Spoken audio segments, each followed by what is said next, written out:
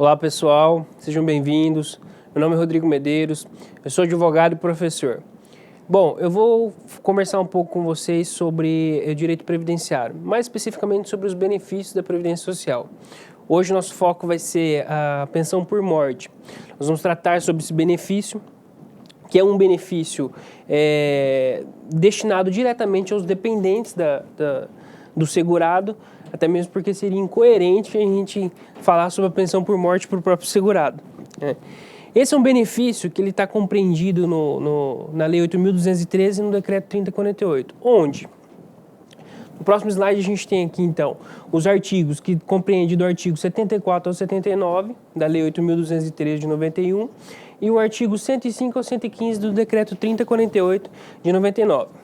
Essa primeira lei, ela é a lei primordial quando se trata de benefícios. Ela é a lei geral, digamos assim, dos benefícios. Ela trata sobre os requisitos, sobre o que é o benefício, sobre quando tem direito aos benefícios, sobre prescrição, sobre decadência. Tudo que nós precisarmos sobre esses benefícios que nós iremos tratar durante as aulas vão estar compreendidos normalmente dentro dessa lei, 8.213, tá? Dentro do decreto 3048 de 99 e dentro de uma instrução normativa. Essa instrução normativa é a instrução normativa número 45. Tá? O decreto ele veio para regulamentar alguns pontos da Lei 8.213, tá? Bem como a instrução normativa, ela veio para ensinar os servidores do INSS para como proceder em determinados casos. Então, as três leis, digamos assim, as três leis, que é o decreto, a Lei 8.213 e a Instrução Normativa número 45, são os princípios fundamentais dos benefícios, são onde que você vai encontrar todas as respostas possíveis sobre qualquer questionamento que você tenha. Claro, obviamente, ainda sobre jurisprudências que, quando for necessário, nós vamos tratar delas aqui no curso, tá? Bom, antes de entrarmos então na pensão por morte, nós temos que relembrar quem tem direito à pensão por morte, tá? São os beneficiários, são os dependentes, que consequentemente são beneficiários da Previdência Social. Porém, são os dependentes que têm o direito sobre a pensão por morte. São eles que têm o direito de ir lá junto ao INSS e pleitear um recebimento sobre essa pensão por morte. Ela pode ser simples ao primeira olhada, porém ela tem algumas peculiaridades, algumas coisas interessantes que nós vamos tratar aqui um pouco para que vocês estejam bem relacionados com o tema, para que não tenham nenhum tipo de problema com a pensão por morte em algum determinado caso que vier a aparecer para vocês. Tá? Basicamente, pensão por morte são os dependentes que estão inscritos lá no artigo 16 da Lei 8.213, que têm direito sobre a pensão por morte. Tá? Esses são os beneficiários, então, da Previdência Social. Existem algumas outras regrinhas sobre ex-companheira, sobre quando que começa a ter o direito, sobre quando que começa a receber, né, que se chama DIB, que é a data inicial do benefício, quando que esse benefício ele é implantado, desde quando que ele é devido, tá? Então nós vamos tratar um pouquinho de cada coisa dentro dessa aula de hoje para vocês, tá? Como eu disse, a pensão por morte é um benefício para os dependentes, tá? Lá do rol, que é totalmente taxativo, como explicamos em outra aula dos dependentes e da manutenção da qualidade do segurado, tá? Ele é um rol totalmente taxativo. Lembrando que ele é formado por algumas classes e essas classes acabam uma classe excluindo a outra. Tá? Determinada classe faz com que classe superior faz com que classe inferior não receba e assim sucessivamente. Aqui nós vamos demonstrar algumas situações onde uma classe inferior ela acaba recebendo à frente de uma classe superior. Mas isso mais para frente vocês vão entender. Pensão por morte, tá? Ela precisa ter o segurado, que é aquele que está filiado à Previdência Social decorrente ou de alguma emprego ou trabalho remunerado, ou até mesmo facultativo, tá? Ele tem alguns requisitos para ser deferido. A pensão por morte ela tem alguns requisitos para ser deferido. Qual é o primeiro requisito fundamental? É a qualidade de segurado. São dois princípios fundamentais. Quem tem direito e se tem a qualidade de segurado.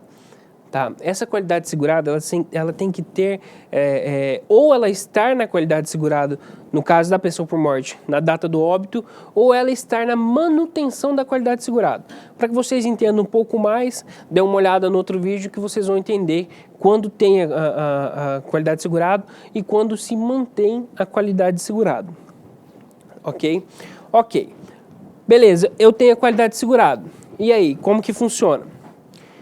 Você preencheu os requisitos para poder se aposentar, eu não preciso ter a qualidade de segurado. Isso é uma exceção, tá? Essa é uma exceção, inclusive, jurisprudencial, tá? Construída jurisprudencialmente, digamos assim. Ela não tem que ter, então, a qualidade de segurado se no momento do óbito eu já preenchi todos os requisitos necessários para me aposentar, independentemente por qual aposentadoria.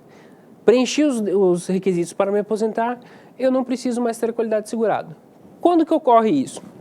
Isso ocorre, por exemplo, se eu estou trabalhando, cumpro todos os requisitos, a idade para me poder aposentar, tudo certinho, e deixo de contribuir para a Seguridade Social. Paro porque estou cansado, não quero mais trabalhar, tenho uma outra forma de me manter, ou vou me manter até mesmo pelos filhos, e resolvo parar de trabalhar e contribuir. Não quero pedir aposentadoria agora porque para mim não é necessário. Ok, sem problema nenhum. Se daqui um mês ou no outro dia que você preencheu todos os requisitos para uma aposentadoria, você chega a falecer, os seus beneficiários eles vão ter, sem problema nenhum, o direito de receber pensão por morte. Isso até mesmo se passar o tempo da manutenção da qualidade de segurado que você tem direito. Sem problema nenhum. Os seus dependentes eles vão ter todos os direitos que teria se você estivesse aposentado. Por que isso? Isso remete a gente, então, lá na renda mensal inicial, que é o RMI, que são essas siglas, data inicial do benefício, que é a DIB, e a RMI são siglas que são utilizadas pelo próprio INSS. Então, vocês vão estar se familiarizando um pouco sobre essas siglas. Então, é interessante que vocês captem essas siglas para que vocês saibam para que elas servem, tá? Então, houve o falecimento do meu pai, tá? E eu sou filho, tenho menos de 21 anos, posso receber a pensão por morte? Pode, desde que ele tenha qualidade de segurado, ou essa situação do aposentado, tá? Ou algumas outras situações que eu vou tentar explicar para vocês, tá? Pode voltar um slide, por favor? Preencheu então os requisitos da aposentadoria, dispensa qualidade de segurado. Se tem a qualidade de segurado e não é aposentado, o cálculo, a RMI, que é a renda mensal inicial, ela vai ser calculada em base de uma possível aposentadoria por invalidez. Isso quer dizer o quê? Só se ele tivesse os requisitos para se aposentar por invalidez que ele teria direito à pensão por morte, então? Não. Nesse caso, será utilizado o cálculo da aposentadoria por invalidez para que você tenha, então, o dependente a sua renda mensal inicial. Após esse cálculo, então, é repassado para o dependente e ele começa a receber esse valor, tá? Indeferimento de benefício incapacitante. Bom, é comum, muito comum, perante o INSS, ele negar benefício incapacitante por considerar a pessoa apta a voltar para o trabalho, a pessoa apta a continuar com o seu trabalho. Só que às vezes nem sempre isso é possível. Por quê? Porque ela realmente está debilitada. Isso acontece, às vezes, pelo fato do INSS ter que negar alguns benefícios em virtude de má conduta de outros segurados. Isso acabou generalizando, fazendo com que o INSS fosse mais duro na questão de deferir os benefícios. tá? Você passa por juntas médicas e essas juntas, às vezes, elas entendem que você não possui uma determinada doença, digamos assim, para que você fique encostado pelo INSS. Isso quer dizer, então, que eu posso muito bem entrar judicialmente e falar, olha, eu tenho direito a auxílio-doença, por exemplo, ou um auxílio-acidente. Eu tenho direito a esses auxílios. Por quê? Porque eu não estou me sentindo bem, eu não tenho como voltar ao meu labor. A partir do momento que eu volto ao meu labor, eu me debilito, eu não posso. Então, tudo bem, você entra com esse pedido e no decorrer dessa ação, se, por exemplo, o segurado vem a falecer, o que acontece? Perde o objeto da ação? Nem sempre. Por que nem sempre? A questão da ação judicial, ela pode ser amplamente discutida, ela pode ser amplamente instruída por provas. Por que isso? Diferentemente no juizado civil, o juizado federal, ele abre margens para perícias, abre margens para discussão sobre outras provas, como prova testemunhal, como laudos indiretos, como laudos particulares, tá? Então, isso tudo é possível no juizado federal. A diferença do juizado federal possível é o valor máximo, que no juizado civil comum é até 40 salários mínimos, no juizado civil federal até 60 salários mínimos, tá? Então, se durante essa disputa judicial eu tenho, então, o falecimento do segurado, os seus dependentes eles não vão ficar desamparados. Por quê? Se lá no final a demanda continua, ela pode ser substituída pelos seus herdeiros, existe inclusive essa prerrogativa no próprio CPC e no Código Civil também existe essa prerrogativa, tá? Que você pode então substituir o polo ativo daquela demanda pelos herdeiros. Aí existe duas situações. Próximo slide, por favor. Se no decorrer da ação foi feito um laudo judicial, esse laudo é prova. Se tem a prova judicial, o laudo judicial, maravilha, os dependentes têm uma prova que pode muito bem então requerer ao INSS a pensão por morte. Por que isso? É claro, obviamente após o trânsito julgado da ação. Por que isso? O laudo judicial ela é uma prova livre de qualquer suspeita, digamos assim. E depois de todo um trânsito julgado, que tem toda uma sequência do processo normal, é uma prova totalmente válida. Então, a partir daquele momento, quando você está em gozo de benefício, você tem a qualidade de segurado. Se você tem a qualidade de segurado, você pode muito bem requerer, então, pensão por morte. Os dependentes vão ficar totalmente respaldados, sem problema nenhum nessa situação. Ok. Não foi realizado, então, nenhum laudo judicial. Não foi feita a perícia judicial, que é o que determina o laudo judicial. Como que ocorre isso, então? Isso é simples. Através de laudos indiretos, ok? Através de atestados médicos, através de exames realizados pelo próprio segurado no âmbito particular, tá? Até mesmo por laudos particulares nessa situação.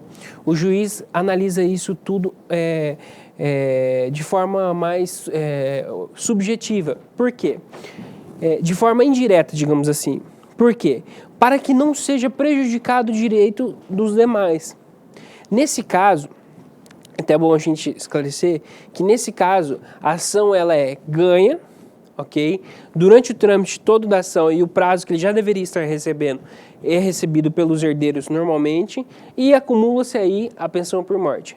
Ele não vai acumular dois benefícios, não é isso. Ele vai receber o retroativo que era de direito, mais a pensão por morte que acabou gerando por conta da decisão judicial, ok? Contribuição pós-mortem. O que é isso? A contribuição pós-mortem é o caso que, por exemplo, eu sou um contribuinte autônomo, ok? Por determinado motivo de saúde, ou algum outro motivo nesse sentido, eu paro de contribuir, eu paro de pagar. Porque eu não estou conseguindo, ou porque não tem como eu arcar com esse custo.